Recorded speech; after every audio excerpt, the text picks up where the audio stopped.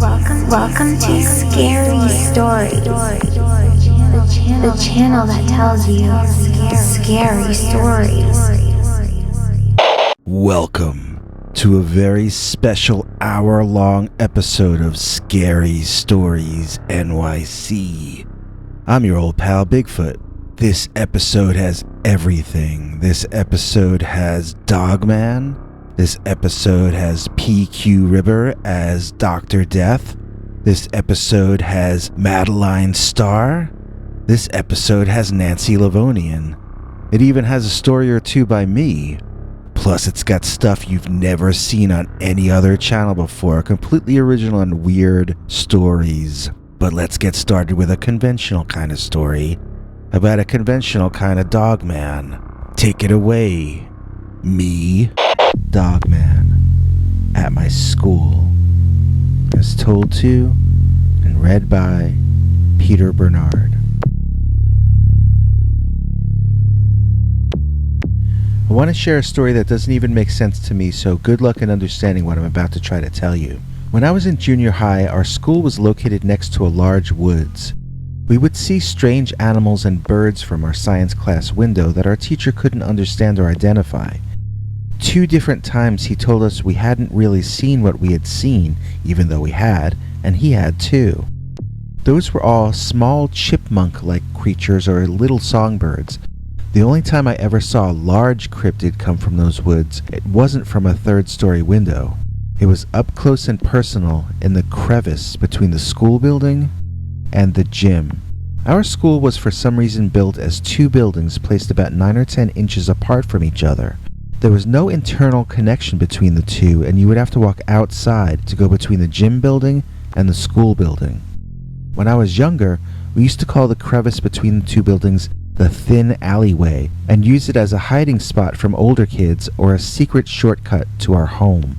Once I was old enough to attend the school, however, the alleyway was just a crevice, too small for me to slide through anymore. I could still dip into the edge of it to hide, and I learned that by doing it one day. I was cutting math class that day to enjoy some sun when the teacher of my class, Mr. Minsky, suddenly was right there in the schoolyard. He had a scowl on and he was squinting and looking all around. Was he looking for me? Maybe he had seen me out of one of the windows of his class. I had been careless. Quickly I ducked into the crevice between the buildings and hid. From time to time I would peek out, and amazingly Mr. Minsky was still there. I would have to wait this out. I wished I could slide through the crevice and make my getaway like when I was younger. Maybe I still could, I thought, and turned to judge the opening and decide if maybe it might be worth the effort in this case. I really didn't want to get caught. When I turned my head to look down the alley, though, I had to suppress a scream when I saw an unbelievable thing. Someone at the other end of the alley was looking back at me.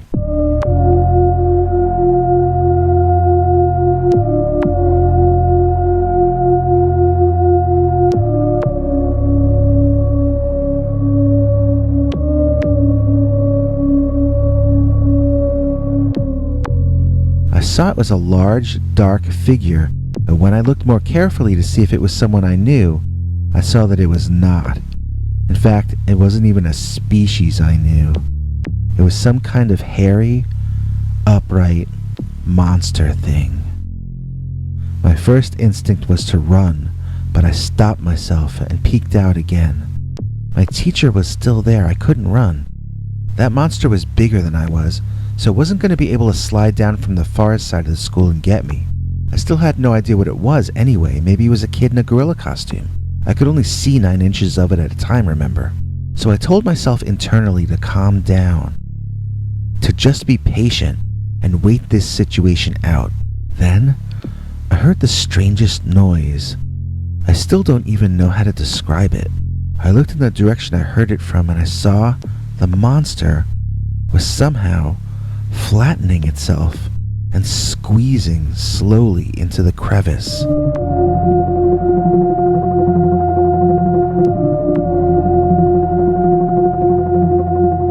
I had heard rats could do that. Was this a giant rat or rodent of some sort? With a sickening snap and gurgle, I saw the creature turn its head to face me, and for the first time, I got the distinct impression that whatever this thing was, it was canine in nature. It looked like a giant, upright, flattened dog beast. But dogs are not known to flatten their bodies in this revolting way, so maybe it was a rodent species that just looked a lot like a dog. Both kinds of animals do have long snouts and sharp teeth and claws. Whatever that thing was, it was making it clear to me that it was carnivorous, and it was inching my way. I wanted to run so badly, but when I looked again, my teacher was still there. That was fine. I had time. I could wait. I was patient, and I was brave. The creature was halfway to me now, and it was snarling and making sickening noises as it somehow moved its bones around to allow it to edge ever closer and closer to me. I was sweating like I was in an oven. My fear of detention was starting to be overwhelmed by my will to live. When the creature was about 30 seconds from being able to reach out and grab me, my mind suddenly snapped into place with a plan. Screaming help at the top of my lungs, I ran directly over to my teacher and grabbed him, crying.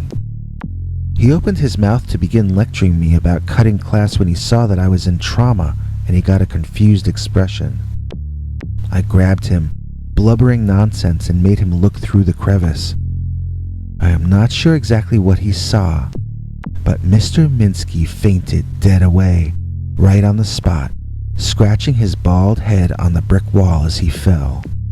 It looked like a red exclamation mark on his head. So I was the one who got him the school nurse, and I was the one who got written up as a hero in the school newspaper, and I was the one who got commended over the loudspeaker by the principal in front of the entire school the next morning. Mr. Minsky was the one who got a leave of absence for mental health reasons that he never returned from. And the Dogman? The Dogman was the one who got me out of math class that day. You know, the number one thing I've gotten asked since I started this gig is, Bigfoot, why do we only get to see a close-up of your head? Why do we never get to see the rest of you? Well, the truth is, I didn't want you to see my place. It's kind of messy here, and the neighbors aren't very friendly. What was that? Did you hear that? It's been a scary neighborhood since I was a kid, but these days, what with all the zombies and werewolves moving in, it's gotten far. Did you hear that? I'm pretty sure this place is haunted too. Someone keeps putting my keys in weird places. You know, as a Bigfoot, I'm not afraid of anything in the woods, but I'm scared of ghosts, you know, and mice. And also, I don't like those centipedes, the really big ones. They freak me out. But other than that, I'm not afraid of anything in the forest at all.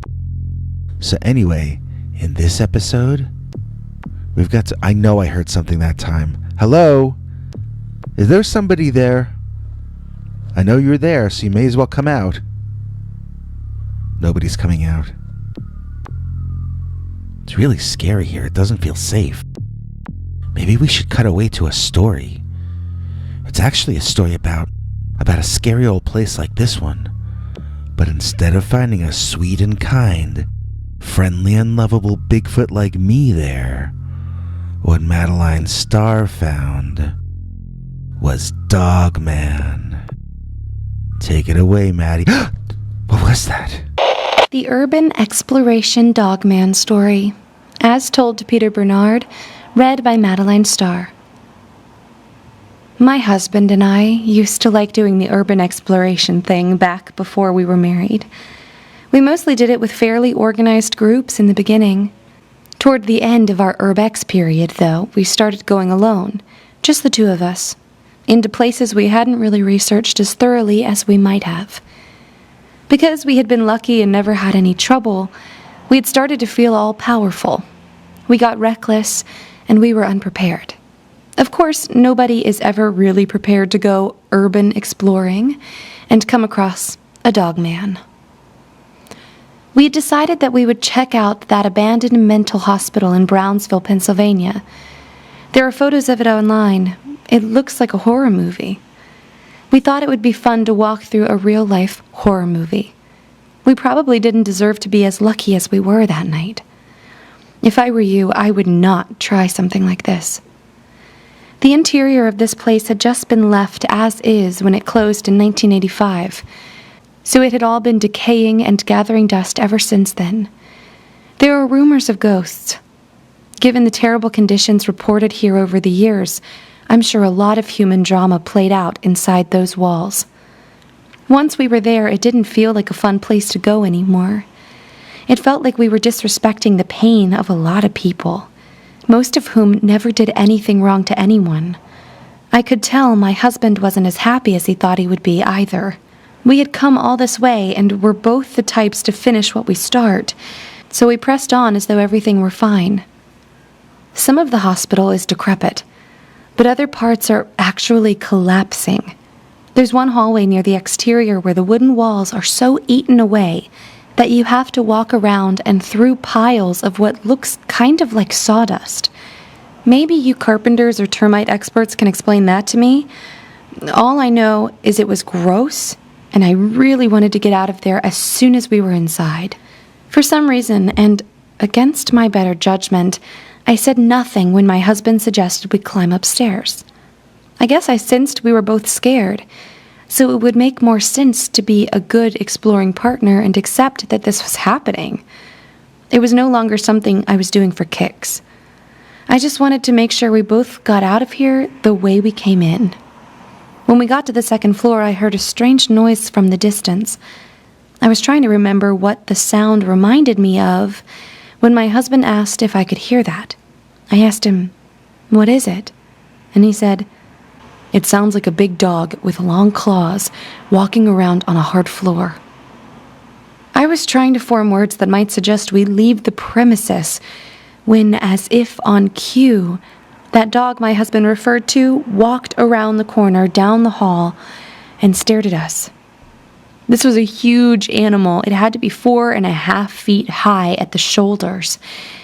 I guess it was a sheepdog, but its fur was longer and stringier than I'd ever seen a sheepdog. This animal was filthy, and I didn't like the way he was eyeing us. It was not at all friendly. My husband quietly suggested we back off slowly, and I could hear the dog begin to growl.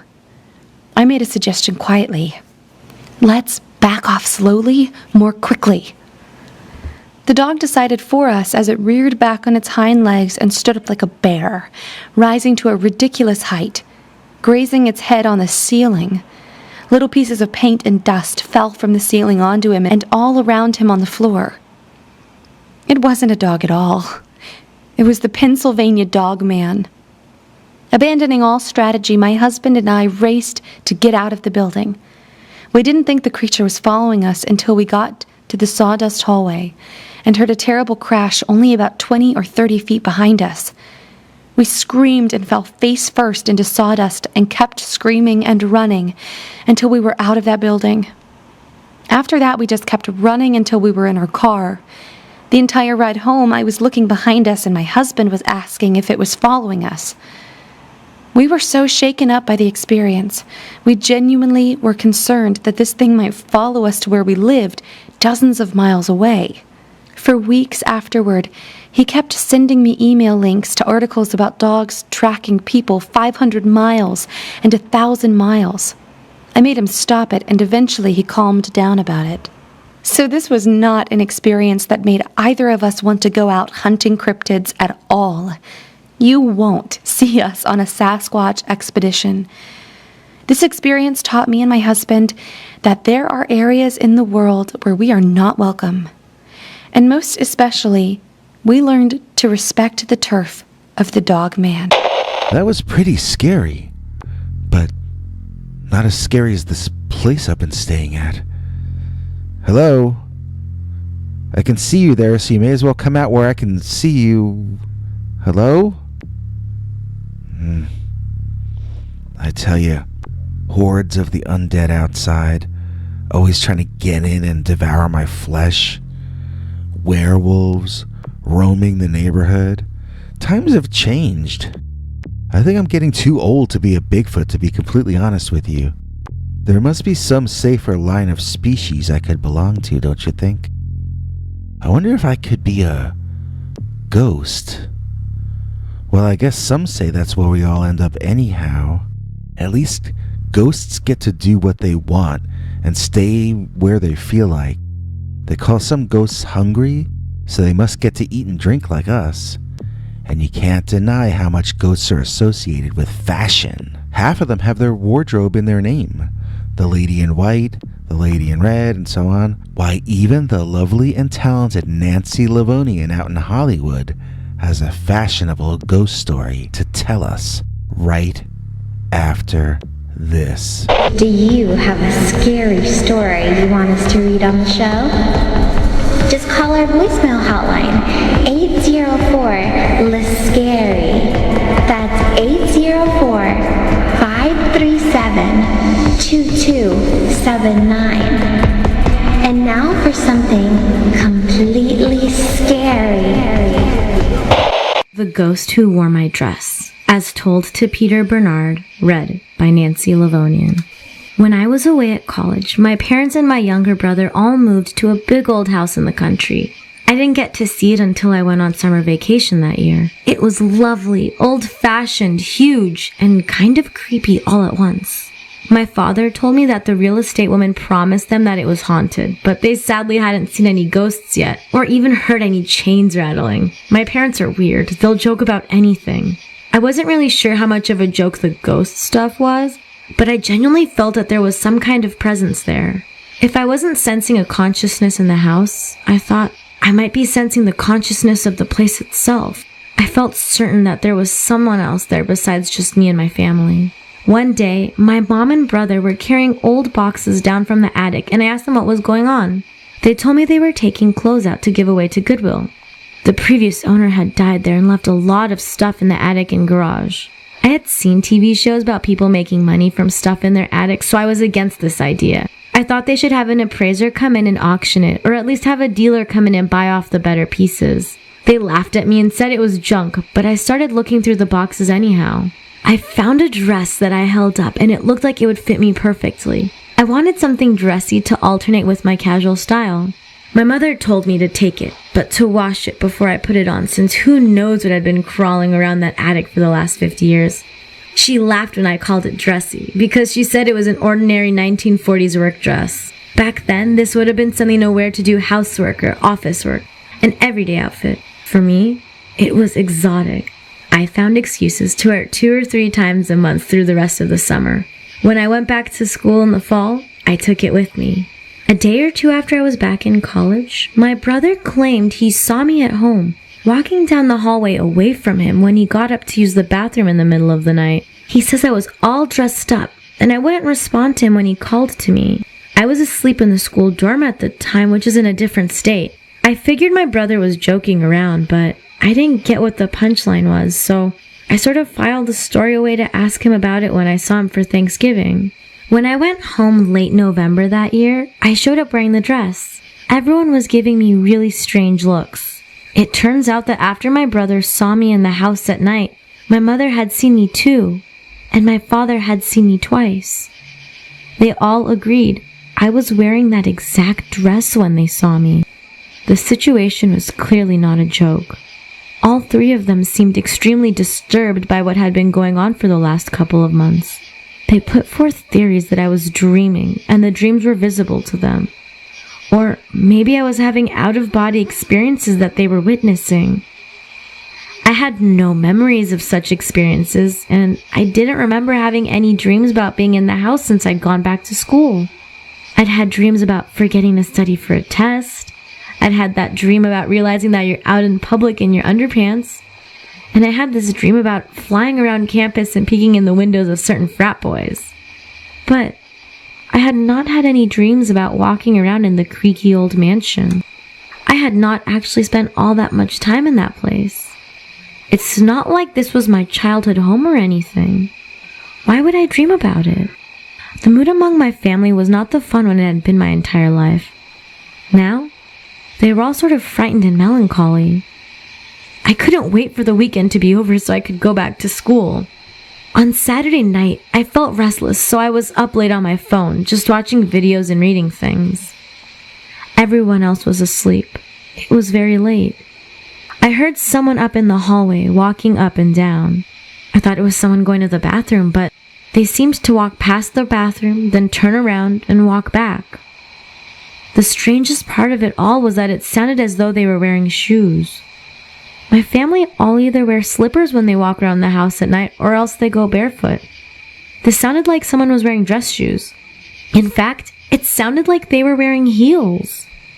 When that idea dawned on me, it sent shivers straight through my body. Whether it was my mother, father, or brother, the idea of them getting up in the middle of the night to walk around in high heels seemed utterly impossible and wrong to me. I got up to look outside.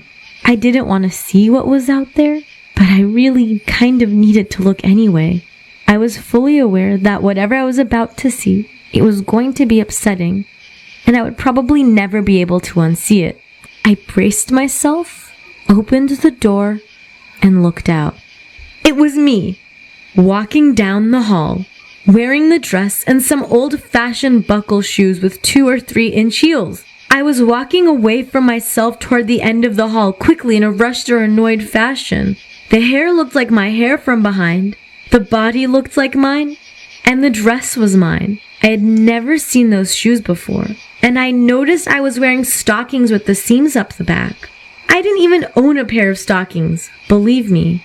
When the other me reached the end of the hall, she turned around and I gasped in utter shock to see it wasn't me at all. It was some other young woman wearing my dress. She walked toward me, seeming to look directly at me, and I screamed. The second I did, she was gone. It wasn't like she faded away or anything. It was like someone turned off the light switch and she was gone.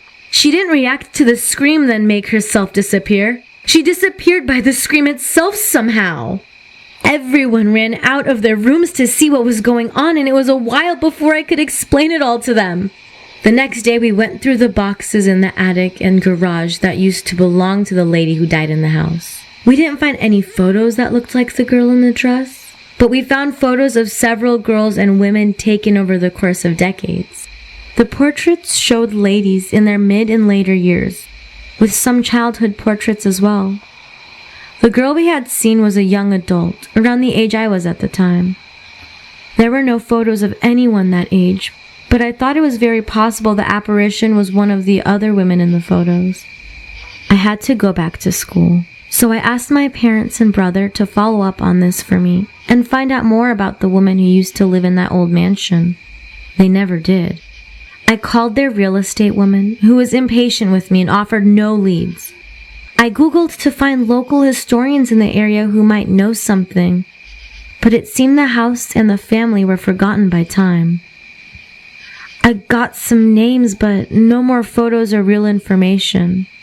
To this day, it remains a mystery to all of us who the girl that walked in the hallway was. I put the dress back in the attic before I returned to school that Thanksgiving, and since then, nobody has seen the ghost again. Don't ask me why I did that, and don't ask me why it all seems to have settled the spirit, because I have no idea what any of this was all about. I didn't want her to go away. I kind of wish I could have spoken to her, asked her to tell us her story. I wish I could have gotten to know the ghost who wore my dress. Hello? Oh, hi. Sorry, I thought I saw someone over there. Do you see anybody over there? I don't know. Anyway, I have another story. It's actually a story about a place that I used to live. And it's called There's a Flying Man Living on My Neighbor's Roof, as told to and read by Peter Bernard. Dear Scary Stories, I live in Manhattan on the Upper West Side. Recently, I've noticed that just before dawn, on the roof of the buildings across the street from me, something the size of a man comes out of the darkness somewhere that I cannot see. And he flies off into the early morning using large bird or bat-like wings. The time that this happens is always before there is much or any light in the sky or above the level of the street lamps. My building is about the same height as the building in question, so I am slightly below the level of their roof and can't see most of what happens on it. One morning about 6 or 7 weeks ago, I was up with insomnia and just staring out at the night. Very little moved, and cars only drove by maybe 4 or 5 times in an hour. So when there was some kind of something moving around on the roof across the way, it caught the entirety of my attention. Then, quick as a wink, a man, or something with the same basic silhouette as a man, jumped up on the ledge of the building, poised as though he were about to jump. I looked on with a feeling of horror and helplessness, not wanting to see this man do what he seemed to be thinking about doing. I wondered what my responsibility was in the moment, and I realized I should call the police at once. As I looked around in the dark for my phone, though, I heard this strange sound, like sails flapping in the wind. I had sailed a little with my aunt and uncle when I was a teenager, and this sounded like the sound of sails on a windy day. I looked outside, and I saw the silhouette on the roof now had wings extended on either side that were both twice as long as he was high. Just impossibly long wings. I don't know where he'd been hiding them the last time I looked at him. The winged figure took off straight up into the air and out of my view. In fact, I hurt my neck trying to look up as fast as it flew, and I'm still taking aspirin for it ever since then. So, I can truly say that this monster has literally been a pain in the neck for me. I've seen it on 2 other occasions. One time, I tried to take pictures, but it's too dark when it's there, and my flash doesn't seem to work on things that far away. I don't know anyone who lives in that building, but I feel like maybe I should contact the super or something. Then again, I'm thinking maybe I should alert the cops or the media instead. What if I talk to the super or landlord and it turns out he's the flying humanoid? Then he'd probably do something terrible to me. I'm wondering, what would a creature that size eat? I doubt it's carrots and berries. It definitely makes me feel less safe walking around at night, and in the mornings too. I look around above me all the time these days like a crazy person. I don't bother to explain why to people. I just act like I'm enjoying the weather, or I'll comment on the kind of clouds in the sky that day. I feel like I should warn everybody, but I'm concerned they might lock me away in the loony bin if I try to. If there are any further developments, or if I can manage to get some evidence, I'll get back in touch with you. Possessive Dogman ruined my marriage plans. As told to Peter Bernard, read by Madeline Starr. Have you ever had a dog who didn't get along with your boyfriend or girlfriend? Well, imagine that dog is a feral, upright, walking canid who has attached itself to you emotionally, and you already understand the basic idea of what happened to me. I had lived in the Pacific Northwest my entire life and made my living as a freelance graphic designer. I come from a family where every 3rd member has been in graphics for years, so I never had to look for work. It always sort of existed for me. I can work off my laptop, so I can live anywhere I want, or even travel while working. Yet with all that, I had only ever lived in one area of the United States, and had always found an excuse to back out of my travel plans each time. It remained a priority in my mind to get out and see the world, but it was starting to move to the back burner. I knew there was some kind of weird emotional block going on here that I needed to get to the bottom of. I'm getting to the part about the Dogman, so buckle your safety belt and let's get going. I had been living in the same house for 5 years, since I got out of college. It was a small place, basically a 1-bedroom apartment on the ground floor, and an upstairs that I had split up into a guest room and a storage area/attic. The ground floor had large windows revealing that the property was surrounded by woods on 3 sides, with a gravel service road leading from the front door to the highway almost a mile away. It sounds like a super expensive place, but I was renting it and the owner couldn't find anyone else willing to live that far away from everything. We worked out a deal for me to pay what I could for the rent, and he promised to give me a heads up if he ever got a better offer to rent or buy the place. After a while, I really had begun to think of the property as almost my own. One day when I had walked deep into the woods, I got tired and took a nap. I woke up in the middle of a dream about dancing fairies to see that time had passed and the sun was nearly down. I needed to get back to the house quickly or I might get lost in the forest in the dark. Already everything looked so different. I wasn't sure if I was even heading back in the correct direction. I admit I kind of started to panic. I reached a fork in the woods that I absolutely had never seen before. I stared down one path, then stared down the other, my heart beating in my chest like the bass drum in an orchestra. The longer I looked, the less sure I became of which way to go. Panic was setting in, and I realized that I was very, very lost. Basically flipping a coin in my mind, I decided to go down the path on my right. I took one step in that direction, and something happened that changed my life forever.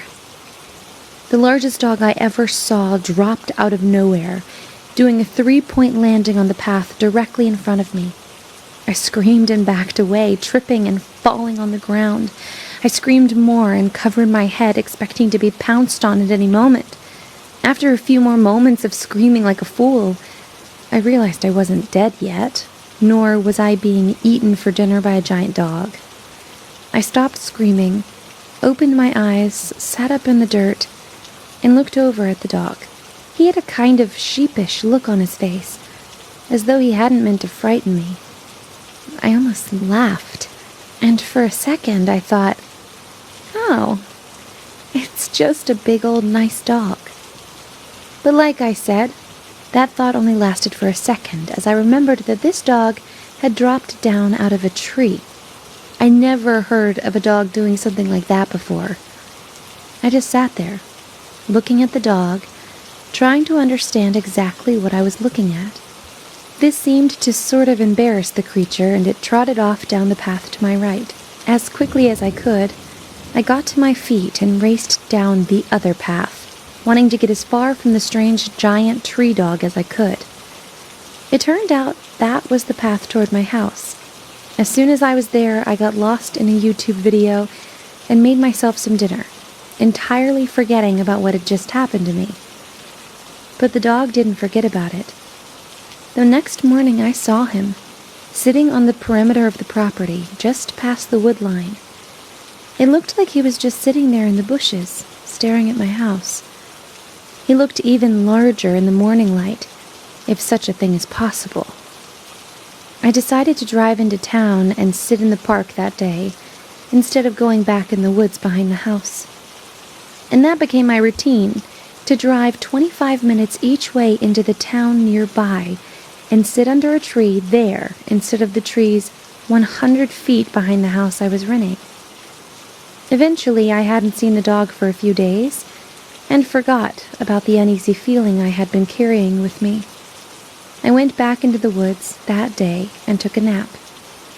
This time, when I awoke, I was shocked to find the dog sleeping next to me.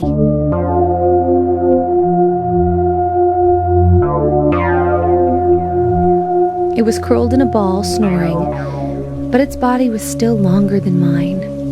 Its shoulders must have been 4 feet high as it laid there on its side. Even lying down, it towered over me, and it smelled like wet dog, which I suppose is what it was. I suppressed a scream that would have been one for the ages. It was like waking up to find a grizzly bear snuggling next to you. I was hyperventilating as quietly as I could and was already having trouble singing because I was crying hard. I struggled backward to my feet, trying to moonwalk out of there without taking my eyes off the giant dog monster sleeping like a baby in front of me. But I stepped on a branch that snapped loudly and hurt my foot at the same time. And that dog woke up.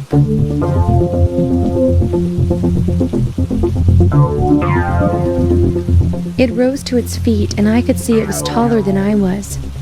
I would guess it was around 6 feet tall, and then it did something I had never seen it do before. It stood up on its hind legs and let out a big yawn. It stretched its arms out, and I could see they looked more like a man's arms than a dog's or a bear's. As its carnivorous mouth opened wide while yawning, I saw teeth that resembled those of an alligator or dinosaur, more than the teeth of a dog or any other kind of mammal. Standing up, this Dogman was at least 8 or 9 feet tall, and it looked more like a caveman with a dog head than a dog standing on its hind legs. It had hair covering its body, covering its private parts, even hanging onto its face and covering its eyes. Its ears sometimes stood up and sometimes flopped over. It was unlike any dog I had ever seen, and I'm not sure it was actually a canine or just some unidentified species resembling a canine. Maybe this was what dogs looked like in caveman times. I wouldn't know. I bolted for home, hoping it was too busy yawning to notice my egress. I made it home, never seeing it follow me. That was the last time I went into those woods ever. But I would still see the huge Dogman around the property once in a while, standing just past the edge of the trees, staring at my house.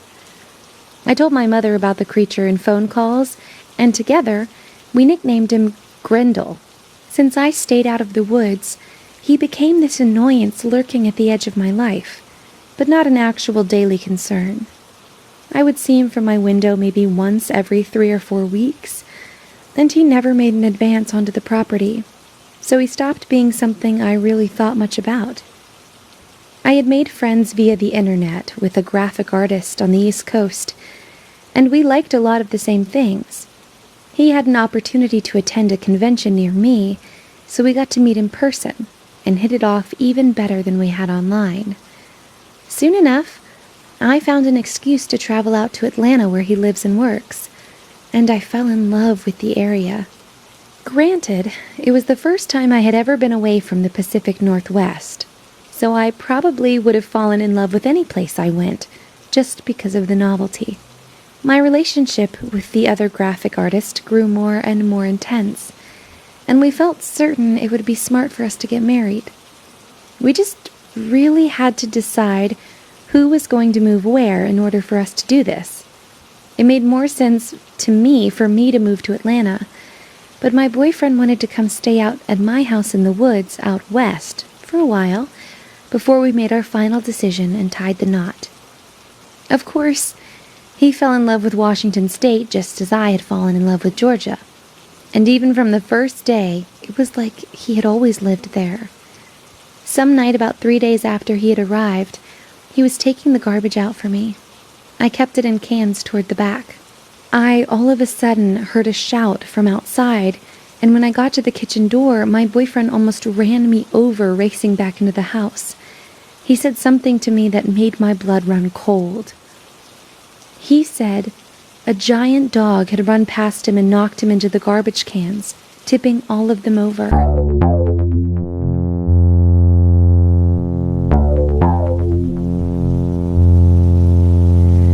Then he said he headed back toward the house, and the dog ran into him twice more, knocking him to the floor both times. The creature was just toying with him, making it clear he could do much worse any time it wanted to. My boyfriend was very shaken up, and so I locked the house up and we both went to bed. In the morning, much of his ego had returned, and now he retold the story, including parts about how he had fought back bravely against the monster. I decided to tell him about my experiences with the creature, so that he would know as much as I knew. Instead of thanking me, he got really angry. He stood there shouting at me, lecturing me. Then it dawned on me, he was jealous. He was jealous of that Dogman. and I understood that this was the same reason that the dog had attacked my boyfriend. They were jealous dogs, both of them. Now all talk from my guy about us staying in Washington was off. Now he wanted to get married and live in Atlanta. He reminded me it had been my idea in the first place, after all. I couldn't argue with him. I was very eager to get the increasingly violent Dogman out of my life permanently. The day we finally were really packed up and leaving the house for good, I felt very bad for the giant forest creature. Not knowing what else to do, I drove into town and bought an industrial-sized can of dog food. Then I left it on a paper plate toward the edge of the property as a going-away present. I hope he can find someone of his own kind to spend his life with. He never did me any harm, and probably prevented me from getting lost that one time. It wasn't really his fault that I'm afraid of giant hairy monsters. I truly wish Grendel well out there in the forest. But even so, I hope that I never, as in never, see a Dogman ever again. Did I ever tell you guys about my Mandela movies syndrome? I remember movies sometimes that don't seem to actually exist once I look them up. For instance, there were a whole series of Renfield movies in the 1930s starring Dwight Fry, or actually there weren't, but I remember watching them anyway. They were lower budgeted features about Renfield guarding Dracula's coffin, and they would feature cameos by Bela Lugosi himself as the vampire.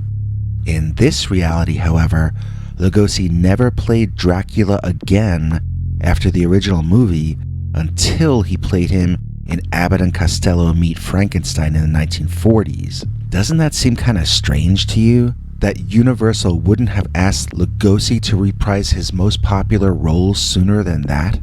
Well, I remember him playing Dracula multiple times. Like, in the first film in the series, which I think was just called Renfield, Dracula hypnotizes Renfield and demands that he hide his coffin until Van Helsing leaves town, which might take years. Dr. Van Helsing is once again played by Edward Everett Sloane. Renfield breaks into a mausoleum in the cemetery and hides the coffin in there. Then he gets a job as a low-level servant of Van Helsing so he can spy on him. The doctor throws a big party and invites the heads of the local government and police force as well as members of high society.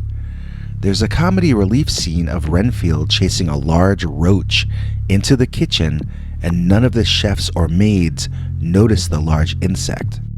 Renfield tries to catch it, but it ends up in the salad, which is served to the very important guests. The bug crawls out onto the table, and people scream. Women faint. Renfield grabs the bug and eats it in front of everyone, getting himself fired. He throws a big scene while being tossed out of the castle. The chief of police breaks his best young lieutenant away from his lovely fiancée, who I think was played by Valerie Hobson, but don't quote me, and assigns him to tail Renfield and prevent him from causing any further trouble. The young policeman is also assigned to find out where Renfield lives. Well, I don't want to give out spoilers, but since this movie doesn't even exist in your reality anyway, I may as well tell you the end and claim copyright on this universe's version of the story. Okay, so the young cop trails Renfield to the mausoleum in the cemetery. When he follows him inside, he finds Renfield leaning over the opened coffin of Dracula. The policeman declares that Renfield is a ghoul and that he is under arrest, but then Dracula comes back to life and sucks the blood of the officer, making short work of him. The iris closes in on the 2 fang marks in the man's neck as we hear Renfield laughing on the soundtrack. Fade to black, then it's morning. The mausoleum is being opened by the authorities. Both the coffin and Renfield are nowhere to be seen, but the officer's body lies limp on the floor. The lovely young fiancée of the slain officer weeps bitter tears of grief as the movie ends. That was the thing about Renfield. He always got away at the end of his B pictures. Have any of you guys seen that one? Or have you seen something like that you think I might be confusing it with? Anyway, get ready, because we're going to have scary story time with PQ Ribber right after this. Hey, Biggity Foot. What are you doing for July 4th, yo? I don't know, Debbie, but I do know what I'm doing the weekend after. OMG! What's that, yo? I'm gonna go to the collectibles extravaganza up in Boxborough, Massachusetts, right next to Wolf Swamp, where Henry Lee Dogman lives. Badass, yo! I know, right? Are you gonna, sell your stuff? I'm gonna buy other people's old stuff and turn it into my new stuff. Good, cause your nest could sure use some, redecorating, yo. Come to the collectibles extravaganza, hosted by the king of pop culture himself, TV's famous Gary Summers, who appeared as an expert on pop culture on the PBS Antiques Roadshow. It's the weekend of July 6th and 7th, 2019, at the air-conditioned Regency Hotel, where Route 111 meets Route 495 in Boxborough, Massachusetts, home of the Wolf People. See you there. Bigfoot stole my wireless touch boombox, as told to Peter Bernard, read by PQ Ribber. Dear Scary Stories, I never believed in Bigfoot or anything weird, but I always liked watching shows about monsters or listening to podcasts like yours anyway. I enjoy the stories, but I just assumed it was all made up. Well, I guess I still think nearly all of it is made up, but I know for a fact that at least some of it is real because of the story I am about to tell you that just happened to me this past weekend. First of all, I haven't been camping in, I guess, almost 20 years since my wife died. She and I used to camp together regularly, but after her death, the idea never crossed my mind again. That is, until I saw a commercial on TV for a new device, a speaker that works if it comes into contact with your cell phone while the phone is playing music. So basically, this thing functions as an amplifier. It looks like a small, black, octagonal and round speaker. The people on the commercial were raving about the sound and saying they wanted it for themselves. My internal dialogue at that point went something like, "That would be great to use for music if I went camping." "Yes, but you don't go camping anymore." "I suppose it's true, but if I did go camping, I'd want to bring one of these devices." Before the other me could respond, I found I had already dialed the number on the TV screen and was placing my order. Once it arrived, I played with it and found it worked as advertised, but I had no real use for it at home. It would only really be useful to me if I went camping. So that's what I did. I dug through my old camping equipment, finding out which things might still be usable. Not many, as it turned out. I tossed out most of it and went out to buy the rest of the gear I'd need. I plugged my phone into my computer and loaded it with all my late wife's favorite songs, and I drove off to the middle of nowhere to listen to them. For some reason, I didn't feel sad or melancholy at all. It felt like kind of a tribute and created a sense of emotional release in me. I spent one of the most cathartic afternoons and evenings of my life just sitting there, watching the sun set in the distance past my campground, listening to the old songs and allowing the memories to wash over every part of my body and consciousness. "You should have done this years ago," I heard a voice in my head say. It sounded like my wife, but I suppose it was most likely the aspect of my subconscious most identified with her. Still, it felt good to hear her say that. Doing this was releasing the past into the past and allowing me to return fully to the present again in my life. That night, I went to sleep, believing. No, more like knowing. for the first time in decades, that tomorrow might well be a better day than today.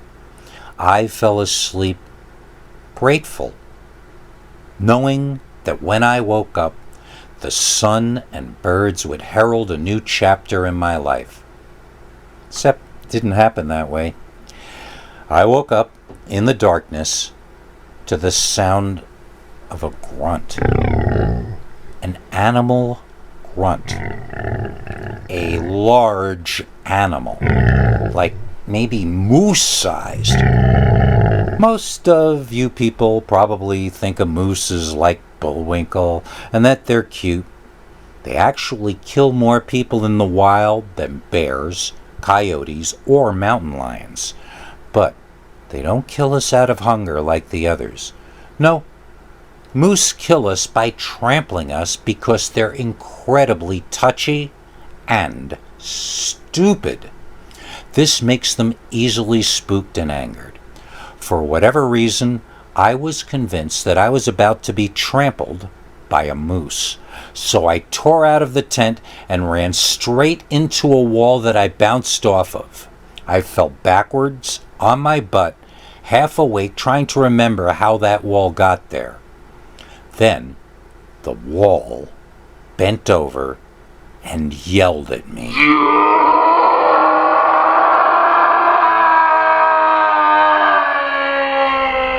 It yelled so loud that toward the end of the shout, the sound went away and was replaced by a loud ringing. I must have been in a state of shock. I sat there and watched him yell at me. The wall, I mean. I watched this wall of a man yell at me silently.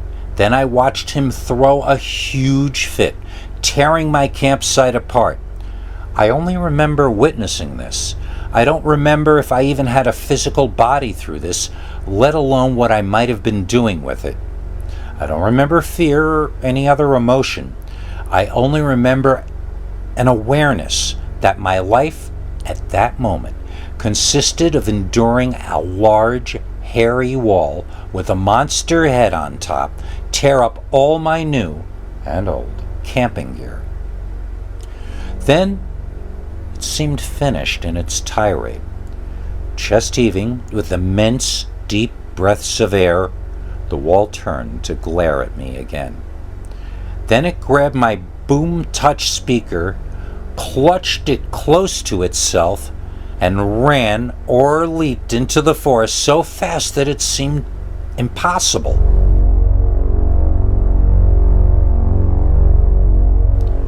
The runes of my tent and equipment proved that it was quite possible, however. My next memory was of the sun glare blinding my eyes as I drove down the freeway on my way home.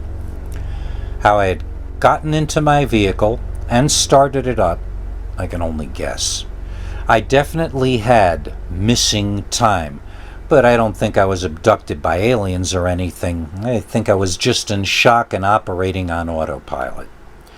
That ringing in my ears stayed with me through half the day on Monday, so I don't think I imagined the ordeal. I can't say I honestly know what happened to me last weekend, but I know that in my gut it felt like a huge bull Sasquatch was jealous of my ability to play music with this boom touch device. I suppose he took it with him to demonstrate his magic powers to his clan. I felt a little bad for him since it's a device that only can play sound from other devices. Since I don't think Bigfoot owns cell phones, tablets, or Kindles, I don't think they can take advantage of this new technology. I feel as though I'm done with camping now. I reconnected to my past so that I could release it, and then a force of nature destroyed all my camping equipment. It's hard to imagine a more definitive exclamation point to put on a lifetime of camping than that.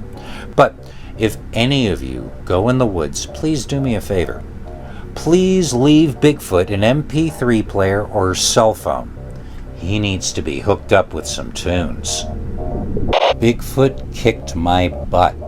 as told to Peter Bernard, read by PQ River. Dear Scary Stories, I am a 32-year-old Bigfoot hunter, and this is the story of why I got into searching for Sasquatch in the first place. I'd like to tell this story anonymously, but anyone who has hunted with me will probably recognize me from the details. This all happened when I was 16.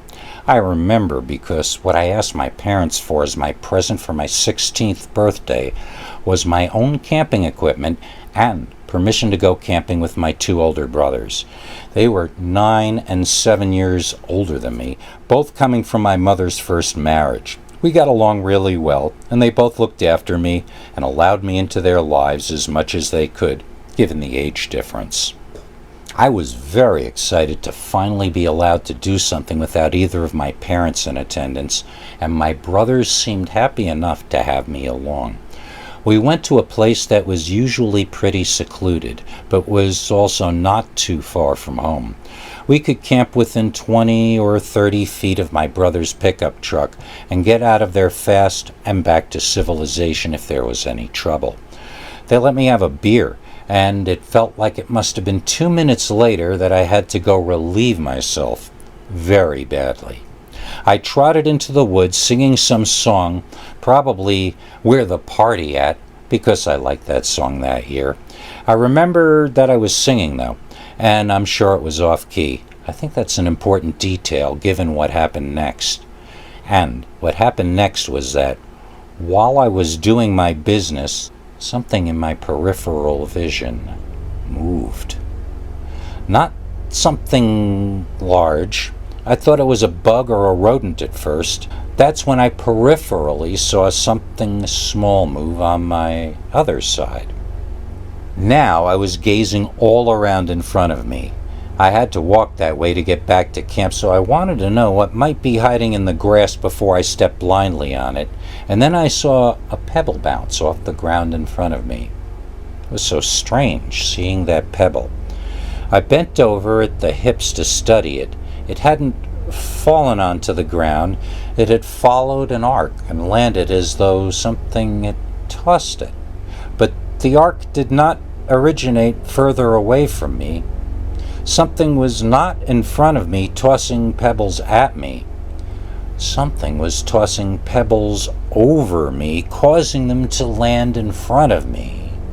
I stood there, bent over at the waist, wondering what that meant. Then I realized that it meant someone was behind me. Gasping at the realization, I decided to turn around and look.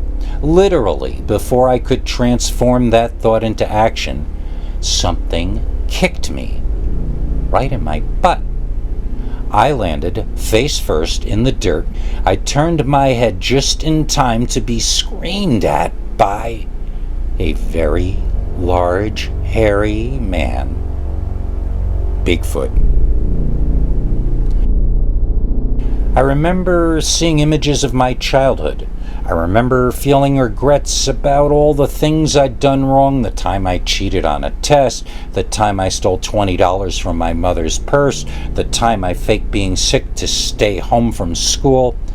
I remember being certain I was about to get stomped to death by a supposedly fictional monster. The next thing I remember, I was in my older brother's pickup truck, and the two of them were driving us all back to the city. Apparently, I had passed out when the Sasquatch screamed at me. The guys had heard the scream and come running to the forest only to find me, unconscious, on the ground. They carried me back to camp, put out the fire, and threw me in the pickup to get out of there. They thought I was attacked by a man. The scream sounded human to them, so they were thinking this was a predator, but not the kind of predator it actually was. I decided to zip my lip and not reveal to my brothers what I actually saw. I thought they'd think I was hysterical and never take me camping again. As it turned out, they never took me camping again anyway, as neither of them was really very into babysitting. They went out in the woods to get away from responsibility, not to take on more. By the time I was 19, I had found some friends interested in Bigfoot, and we started camping out and searching for Sasquatch on our own.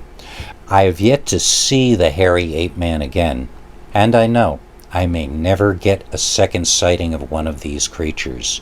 But I also know for a fact that they do exist, so I see no reason why I shouldn't keep looking for as long as humanly possible. Some people I know ask me why I would ever want to see one of them again if this thing was so terrifying that it made me think dead away. Well, I thought that creature or man or whatever it was would stomp me to death. I thought I was a goner and that my life was over, and yet it walked away and left me there when I couldn't have fought back against it in any way. Did I just get lucky, or was all that shouting just for show? I need to know, or at least to try to know.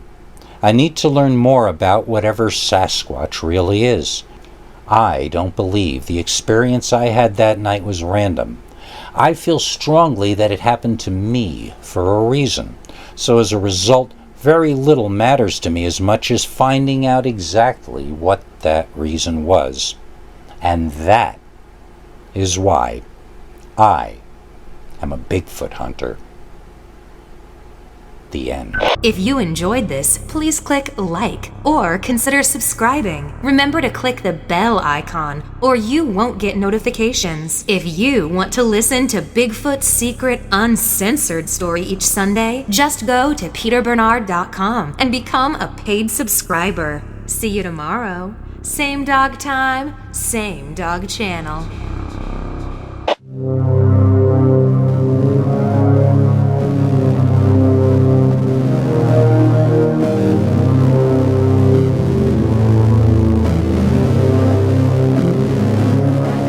Come back for more scary stories.